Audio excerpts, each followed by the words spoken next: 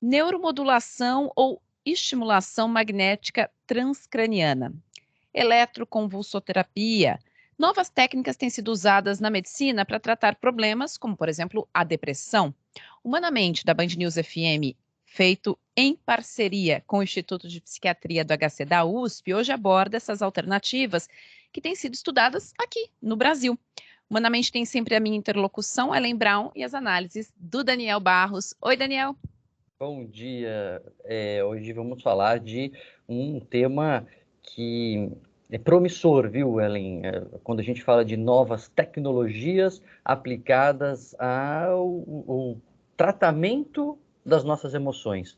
Parece uma coisa meio futurista até, né? Se você vai usar eletromagnetismo, eletricidade, como é que a gente vai fazer isso? Ou, ao mesmo tempo, parece para alguns um pouco assustador, né? Mas eletricidade, pode usar isso? Enfim, vai ser importante a gente esclarecer bem do que a gente está falando e como isso pode ajudar os pacientes com transtornos mentais. O Daniel já deu a deixa. É um tema que desperta curiosidade, mas muitas vezes tem tabus ao redor dele. Por isso, a gente chamou aqui o médico psiquiatra, diretor dos serviços de eletroconvulsoterapia e vídeo-eletroencefalograma do IPQ, do Hospital das Clínicas da USP, José Galute Neto. Tudo bem, Galute? Obrigada mais uma vez por estar aqui conosco. Tudo bom, bom dia. Vamos para mais um tema eletrizante aí.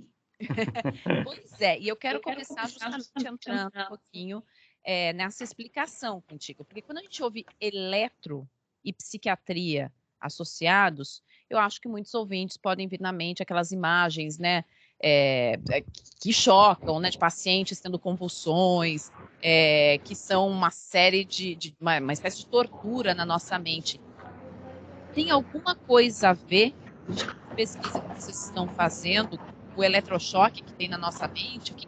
Qual é a diferença? Boa pergunta, Ellen. Na verdade, as pessoas, tradicionalmente, por conta da mídia, e principalmente naquele filme Estranho do Ninho, do Jack Nicholson, associam a eletroconvulsoterapia e outras técnicas de neuromodulação com fenômenos ligados à tortura, à época da ditadura, né? É importante deixar claro para a população, para as pessoas, de que nós estamos falando de tratamentos médicos que têm eficácia cientificamente comprovada e para os quais a gente oferece para casos graves e sem que o paciente tenha qualquer sofrimento na aplicação dessas técnicas, tá?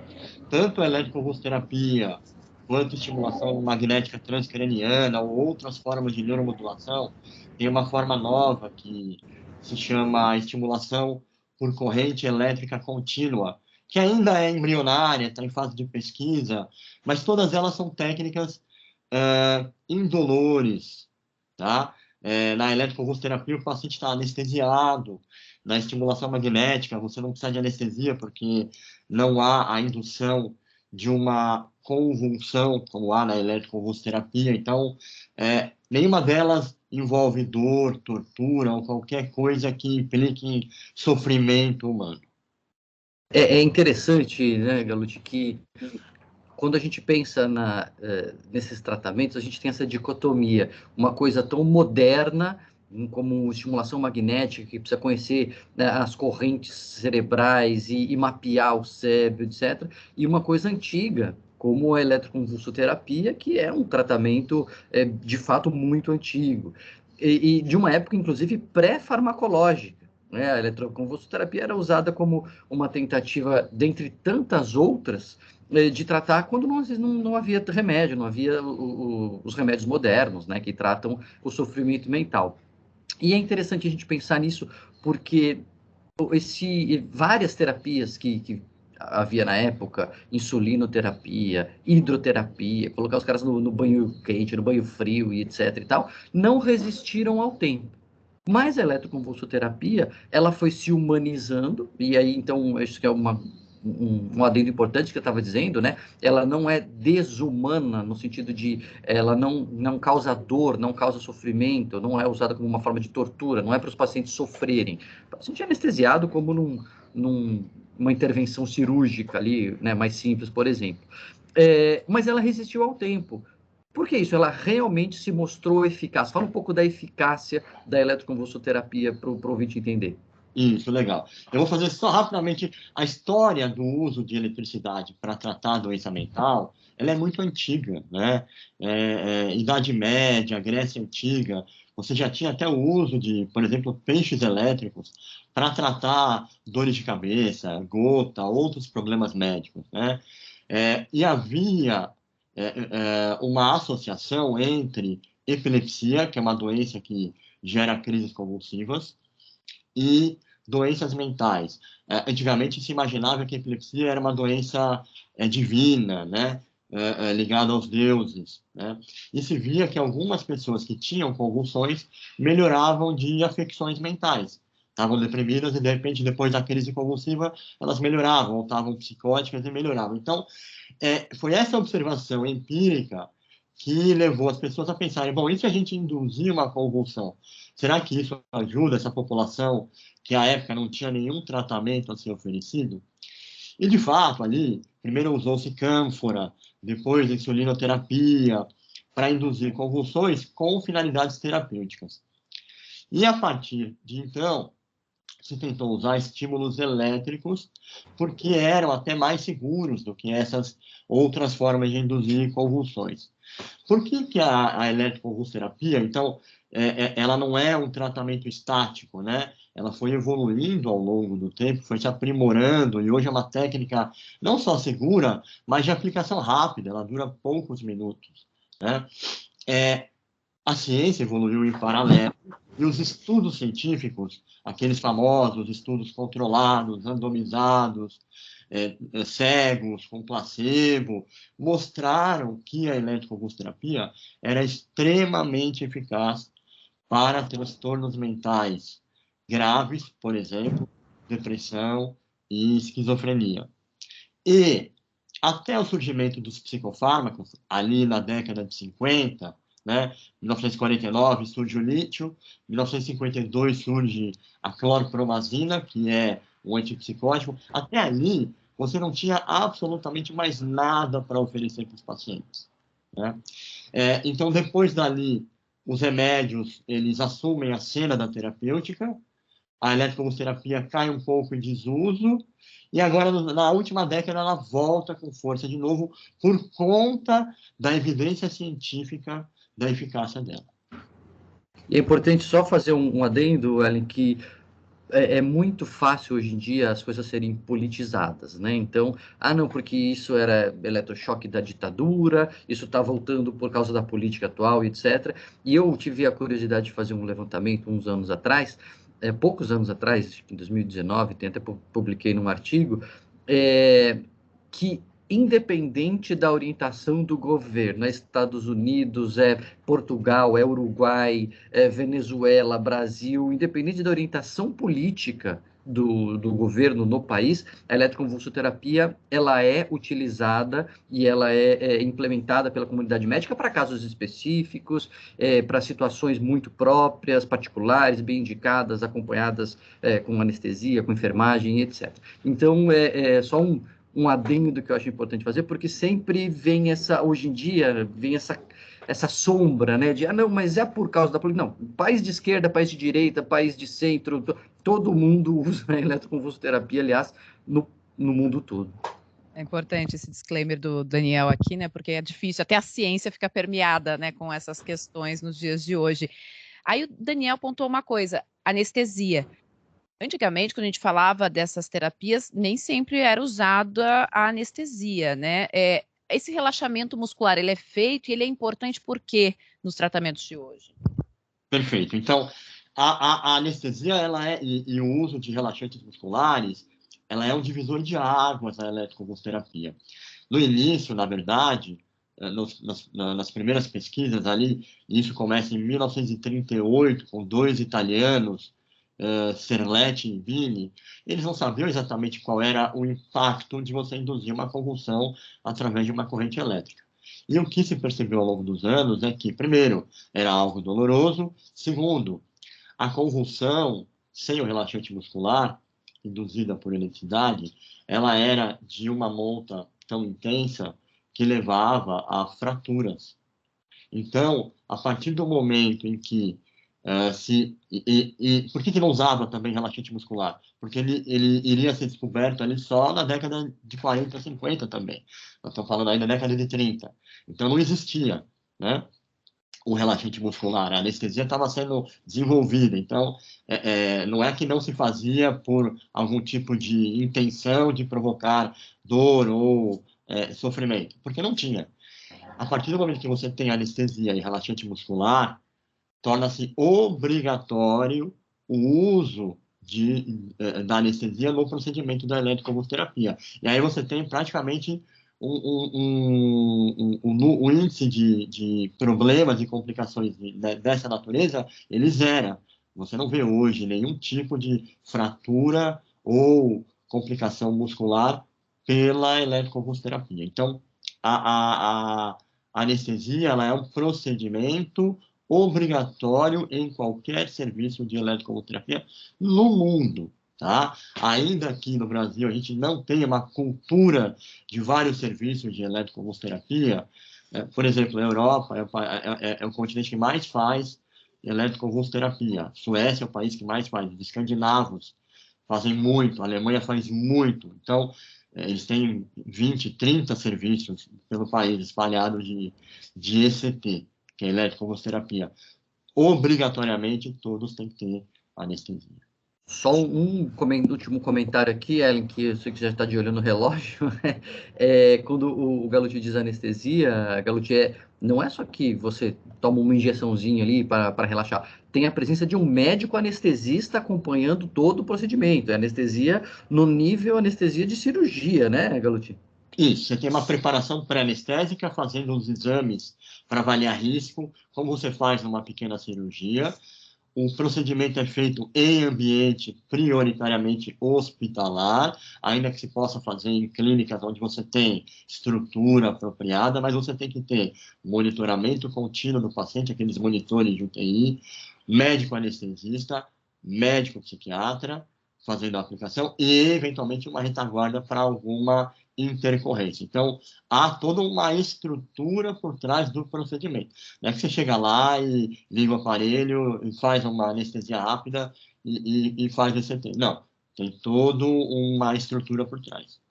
E o paciente, com essa anestesia, ele dorme, ele apaga, É uma anestesia geral, ele dorme e a hora que ele acorda, ele simplesmente não lembra de nada do que aconteceu durante o procedimento.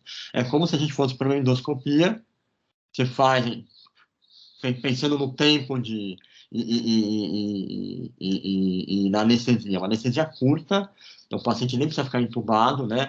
A anestesia em si, ela dura cerca de 4 a 5 minutos, é rápida, e depois a recuperação pós-anestésica, que dura mais ou menos uns 15 minutos. O estímulo elétrico em si dura 4 a 6 segundos. É super rápido. Galuti, você mencionava que, diferentemente daquelas imagens que ficavam na nossa cabeça, hoje em dia é um procedimento com o paciente anestesiado, que o paciente sequer lembra, né, do que aconteceu ali, muito rápido o processo em si, mas o princípio dessa estimulação magnética, ele é o mesmo? Ele provoca uma convulsão no paciente? O que ele faz na mente dessa pessoa que ajuda ela a melhorar? Perfeito. O princípio, quando a gente fala em eletroconvulsoterapia, o termo convulso de convulsão é o termo que assusta. Com o advento da anestesia e dos relaxantes musculares, você não vê mais a convulsão física.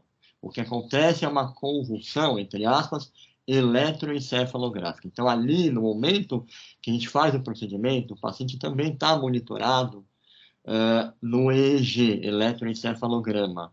E eu sei que ele está recebendo o estímulo elétrico, porque eu sei que ali há uma mudança no padrão das ondas cerebrais, tá?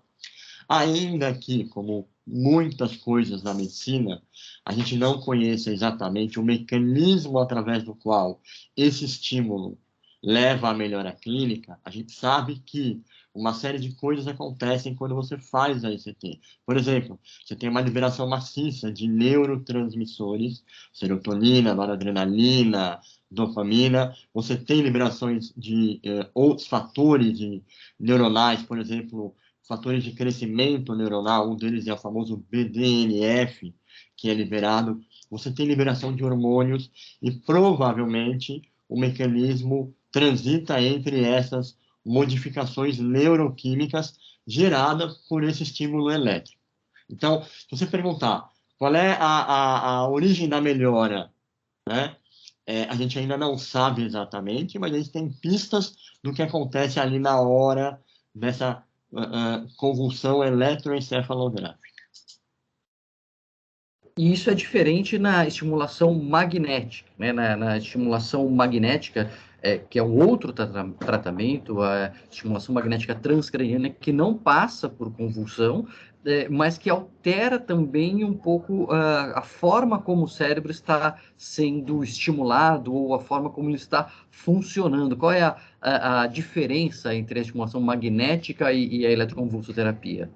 Legal, Daniel, é isso mesmo. Então, assim, a estimulação magnética, ela não usa corrente elétrica, ainda que o magnetismo e a eletricidade se conversem, ela usa um campo magnético focado, então é colocado sobre uma área específica no cérebro, que é a área que está associada à depressão, e esse campo magnético, ele despolariza um grupo específico de neurônios. Ele faz com que esse grupo específico daquela região dispare de uma maneira específica. E é esse disparo daquela região, induzido por esse campo magnético, que leva à melhora clínica. Então, não passa corrente elétrica do aparelho da estimulação magnética para o cérebro. Na ECT, você tem o posicionamento de eletrodo de uma maneira onde você passa corrente elétrica de um ponto para o outro e atravessando não só o tecido cerebral, mas cabelo, o escalpo, o crânio. Isso é uma coisa legal das pessoas entenderem, que o estímulo elétrico ele é baixo. E grande parte desse estímulo ele nem chega no cérebro, porque ele é filtrado pelo crânio. O crânio funciona como uma espécie de esponja ali, que não deixa aquela quantidade de eletricidade chegar. Então, apenas uma pequena parte do estímulo que a gente faz chega efetivamente no tecido cerebral. Mas então, a estimulação magnética, ela é mais focal, ela não usa o estímulo elétrico e, por consequência, você não precisa usar a anestesia porque o paciente fica acordado sem sentir nenhum tipo de dor ou desconforto. Ela é usada para que tipo de paciente? A estimulação magnética transcraniana ela está aprovada para transtornos de humor, principalmente depressão leve a moderada. A eletroconvulsoterapia ela está aprovada para depressão grave. Então, são matizes diferentes de gravidade da depressão. Então, depressões graves, onde o paciente, por exemplo, não respondeu a 2, 3 antidepressivos, não respondeu à estimulação magnética e continua com risco de suicídio ou incapacitação, a eletroconvulsoterapia está bem indicada. E é legal falar, não há uma restrição de idade, né? Falando em adultos, né? Porque prioritariamente a gente trata adultos, os idosos também se beneficiam de ambas as técnicas. Essa diferença de indicação, Galute, de gravidade, a eletroconvulsoterapia, ECT, mais indicada para casos graves, enquanto a estimulação magnética indicada para casos leves a moderados, pode trazer uma dúvida na cabeça do ouvinte, que é o seguinte: então, por que você escolheria a estimulação magnética ao invés de um remédio ou ao invés de uma psicoterapia? Qual é a indicação? Assim, por que se usa? É complementar? É substituta? Quais são os momentos que fazem, bom, acho que esse paciente aqui valeria a pena tentar a estimulação magnética? Essa é a pergunta que os psiquiatras se fazem, né? Quer dizer, aonde que esse tratamento se encaixa na sequência de possibilidades de tratamento para os pacientes? Então, a estimulação magnética transcraniana, ela entra quando você não teve resposta aos fármacos. O mais comum é o paciente buscar o psiquiatra e ele iniciar o tratamento com antidepressivo como inibidor seletivo, que é a fluoxetina, o mais tradicional, ou escitalopram, normalmente os tratamentos começam por aí, associados ou não à psicoterapia.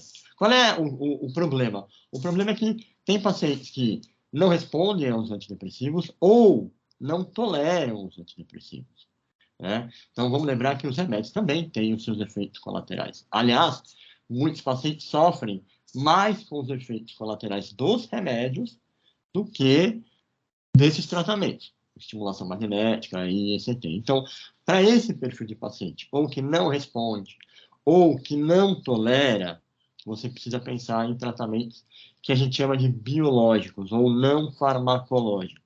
Aí entra a estimulação magnética transcraniana, se for um quadro, por exemplo, leve a moderado.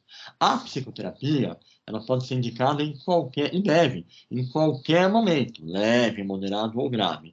Mas vamos lembrar também que psicoterapia não é algo de fácil acesso à população.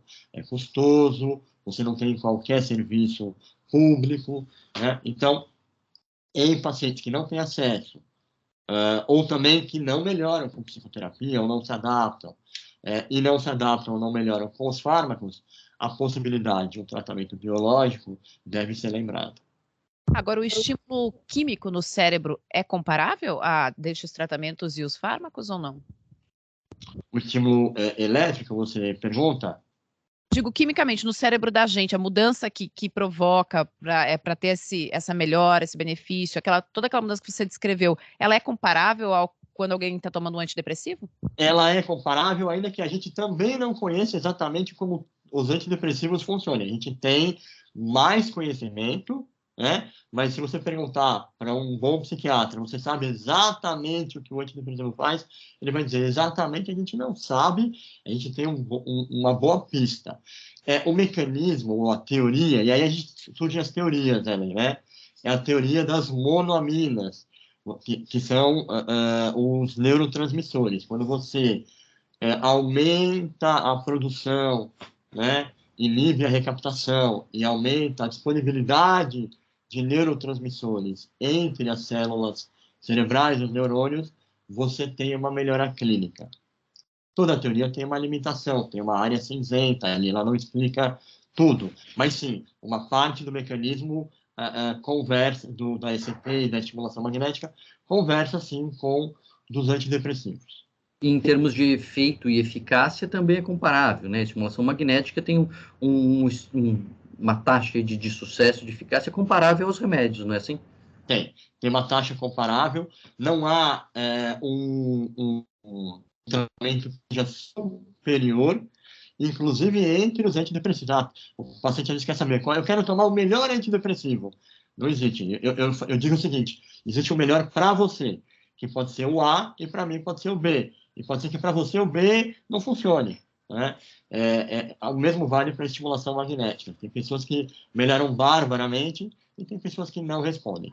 Aí tem um parênteses, porque a eletroconvulsoterapia tem uma eficácia um pouco superior aos antidepressivos e à estimulação magnética transcraniana. Então, quando você faz um estudo controlado, um grupo toma remédio e o outro faz ECT em depressões mais graves, quem faz ECT costuma ter uma melhora um pouco superior, tá?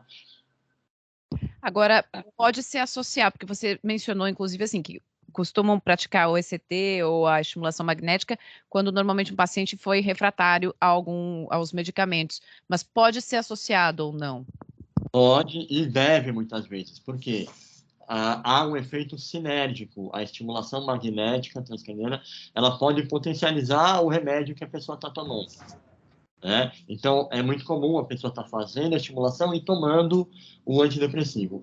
A eletroconvulsoterapia tem um fenômeno interessante também. Uma vez que o paciente melhore, ele pode voltar a responder a remédios para os quais ele não vinha mais respondendo. Então, algo acontece ali que o cérebro volta a ser sensível ao efeito dos antidepressivos. Então, essas terapêuticas, elas, de forma alguma, são excludentes. E a gente fez um programa recentemente, Galuti, com Dr. Leandro Valingo, que falou de novos medicamentos, novas drogas, falando da ketamina. E tinha uma coisa interessante quando ele falava da ketamina, que ela agia muito rápido, não tem um perfil diferente aí dos outros tratamentos, só que ela é limitada no tempo. Então, uma semana ali, no máximo, a coisa vai se perdendo, você tem que repetir por algumas vezes e tal. Como é que é com relação ao ECT e à estimulação magnética? Essa melhora se perpetua no tempo? Ela é curta? A gente tem parâmetros? Tem parâmetros, e esses parâmetros são importantes explicar. Esses tratamentos todos, quando você interrompe de maneira abrupta, você tende a ter uma perda do efeito terapêutico. Ainda que não seja tão rápido quanto é para a ketamina é mais rápida. Você para, a piora acontece em dias a semanas. A eletroconvulsoterapia e a estimulação magnética, o recomendado, uma vez que o paciente melhorou bastante, é que você faça um desmame, uma descontinuação gradativa. Isso vale também para remédio, né? Em saúde mental, toda interrupção abrupta de tratamento incorre numa probabilidade razoável do paciente recair. Então, eu diria que a curva de queda, né, que a gente chama de sobrevivência, survival curve, que é, uma vez que você para o tratamento, qual é a taxa de recaída, ela é mais alongada na eletroconvulsoterapia e na estimulação magnética, e ela é mais rápida na ketamina. Mas sim, você tem que fazer uma redução gradativa.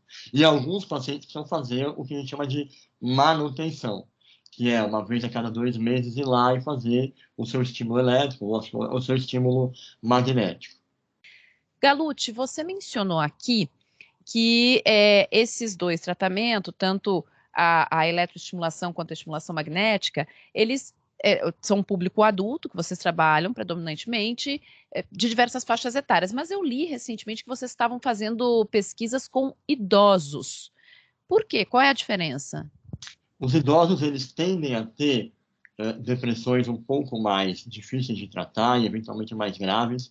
E a depressão, vamos lembrar, ela é uma condição que não afeta só o humor, ela afeta a parte física. Então, um idoso que reduz a alimentação, reduz a atividade física, ele declina clinicamente muito mais rápido, né? Então, a gente precisaria, a ideia por trás é entregar um tratamento que seja também rápido no seu início de efeito, tá?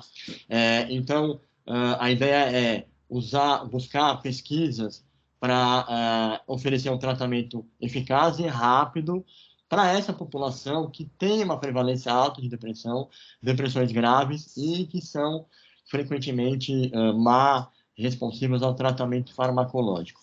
O uso do ECT idoso, ele é bastante comum, tá? E o que a gente está fazendo agora em pesquisa é aprimorar a técnica. Tá? Nós temos até uma técnica nova, que ainda não está aprovada, está no âmbito de pesquisa, que a gente chama de magnetoconvulsoterapia. É um mix da estimulação magnética com a estimulação elétrica. É uma bobina que gera um campo magnético tão intenso que ele gera uma convulsão no paciente, obviamente, sob anestesia, uma convulsão elétrica, e a ideia é que esta convulsão, induzida não por uma corrente elétrica, mas por um campo magnético, em idosos, tenha menos efeitos cognitivos. Aliás, esse é um bom tema também, que é uma das críticas que se faz ao ECT, são os efeitos cognitivos, né, Galute? Que as pessoas ficam meio esquecidas e ficam meio desmemoriadas. O que a literatura científica que compila muitos dados ela traz sobre isso? Porque uma coisa é dizer, eu fiz e não tive nada, ou eu fiz e tive tudo.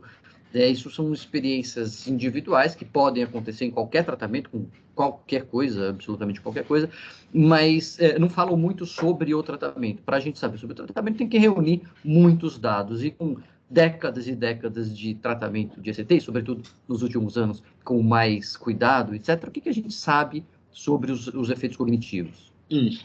É hora da gente ser, Daniel, transparente com a população para eles poderem entender e desmistificar o que de fato pode ou não acontecer. Então, todo tratamento em medicina, e com remédios é a mesma coisa, tem os seus efeitos colaterais. O principal e mais temido efeito com a eletroconvulsoterapia é o déficit de memória, é a pessoa achar que vai perder a memória. Então, quem faz o tratamento com ECT, ela não perde a memória. Okay? Ela não vai esquecer quem ela é, como é o nome da esposa, do marido, dos filhos, onde ela estudou, nada disso. Agora, há um efeito cognitivo, um efeito de memória no período do tratamento? Pode acontecer. É frequente? Relativamente frequente.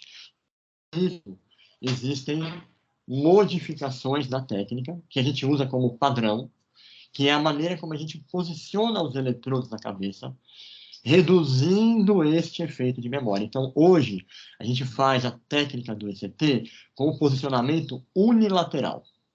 Então, você coloca um eletrodo no vértex, ou popularmente no cucuruto da cabeça, o outro no hemisfério não dominante, que na verdade é a direita, né, na maioria das pessoas, e usando esse posicionamento, você tem muito pouco efeito de memória, em geral, memória de curto prazo. Quer dizer, ele não vai lembrar o que ele comeu no dia anterior, ou o que ele conversou com a gente no dia anterior, tá? Mas não é memória de longo prazo, e é uma memória que fica borrada durante o período de tratamento e se normaliza assim que você encerra o tratamento. Quando você usa a técnica bilateral, tá? Que aí você estimula as duas regiões temporais, que são as regiões que estão envolvidas no processo de formação de memória, aí você pode ter mais efeito de memória e atingir uma memória que a gente chama de memória biográfica. Que é assim, Garotinho, eu não lembro exatamente do dia da minha formatura. Eu lembro que eu me formei, mas como foi aquele dia, eu não vou me lembrar. Então, a gente hoje, Daniel e Ellen, a gente não usa mais a estimulação bitemporal, bilateral, como padrão ouro. Isso é importante. Então, os bons serviços de ECT, na Europa, Estados Unidos e no Brasil, eles fazem ECT unilateral, porque o déficit de memória é pequeno e reversível. A ECT bilateral, ela fica reservada para um caso específico, que é a catatonia, que é uma emergência médica, onde você tem que ter uma resposta muito rápida e o paciente corre risco de vida. Então, a ECT unilateral é benigna no quesito efeito de memória. Você mencionou a aplicação, no caso das depressões, né, e falou e mencionou o caso específico dos idosos, que muitas vezes têm dificuldade de responder determinados medicamentos, e eu pensei aqui, já se estuda alguma coisa do uso dessas técnicas para demência, para tentar, enfim, deixar de forma mais tardia ou melhorar sintomas de demência? Para demência, não. Na verdade, a demência entra aí porque uma das argumentações dos críticos ao ECT é de que o uso do estímulo elétrico poderia causar algum tipo de lesão no paciente ao longo do tempo, e isso, obviamente, não acontece, já tem estudo de longo prazo, né? Ou levar o paciente a desenvolver demência. Então, a gente sabe hoje que, primeiro, a eletroconvulsoterapia, ela não leva ou não aumenta o risco de demência, e, inclusive, tem uma pesquisa recente tratando depressão e alterações de comportamento, porque a demência, na verdade, ela é um conjunto de sintomas, não é só a perda da memória, né?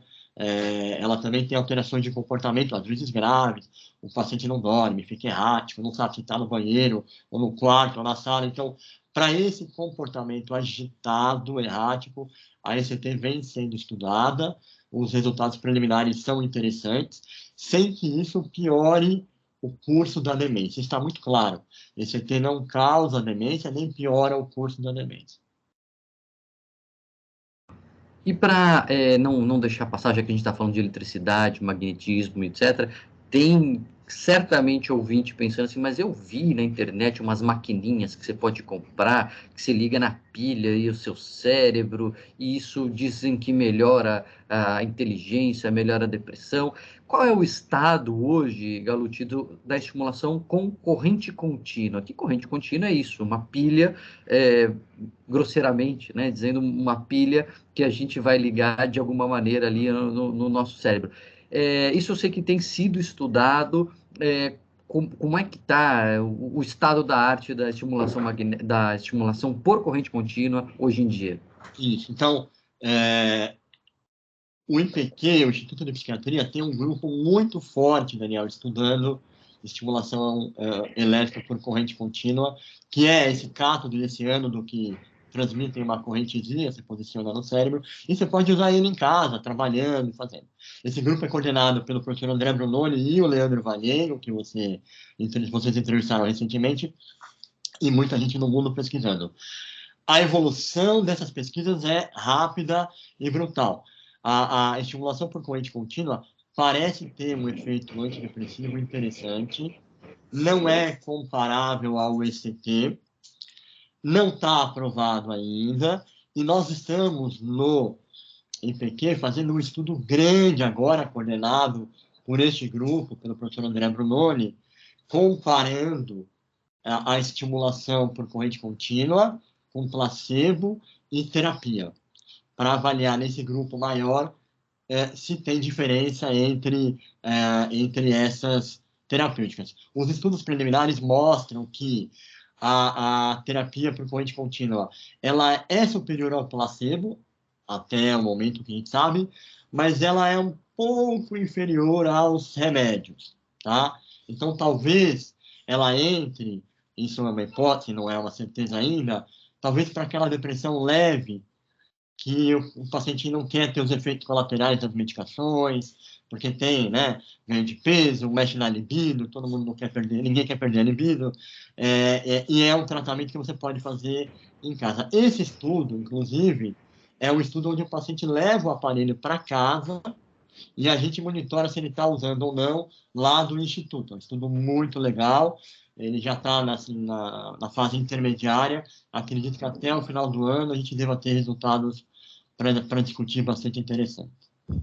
Então não adianta o ouvinte, não, só para não deixar dúvida, né? Não adianta o ouvinte ir lá comprar sua maquininha e eu vou instalar e eu vou ligar aqui na pilha, porque eu ouvi lá na Band News, no Humanamente, que vai melhorar. Isso aí tem que esperar os resultados, não está aprovado, enfim, não, né? Não tá porque tem, né? Na internet, se a pessoa fuçar, encontra. Não, encontra e vende caro, né? Então, não é hora de comprar, não é caro, vai gastar dinheiro para uma coisa que está em fase de pesquisa. Então, de novo, a gente tem agências regulatórias que, uma vez que as pesquisas estejam publicadas, criticadas pelos pares, replicadas, a agência vai dizer isso pode ser usado ou não. Então, no momento, não comprem, não usem, a não ser que você seja um voluntário para as pesquisas. Aí, ótimo, fazer para agregar conhecimento científico.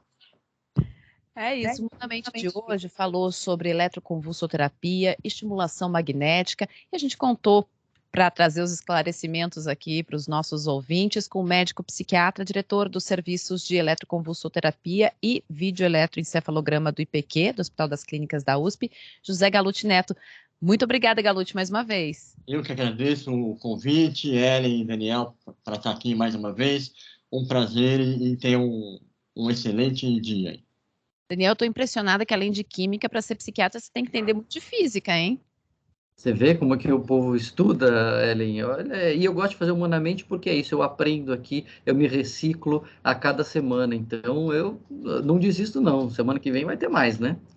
É isso, ó, semana que vem tem mais, e este programa que você está acompanhando aí no seu dial, no seu radinho, você pode ouvir novamente nos tocadores de podcast e também pode assistir com imagem no canal do YouTube da Band News FM. Nós temos um novo encontro na próxima semana. Até lá!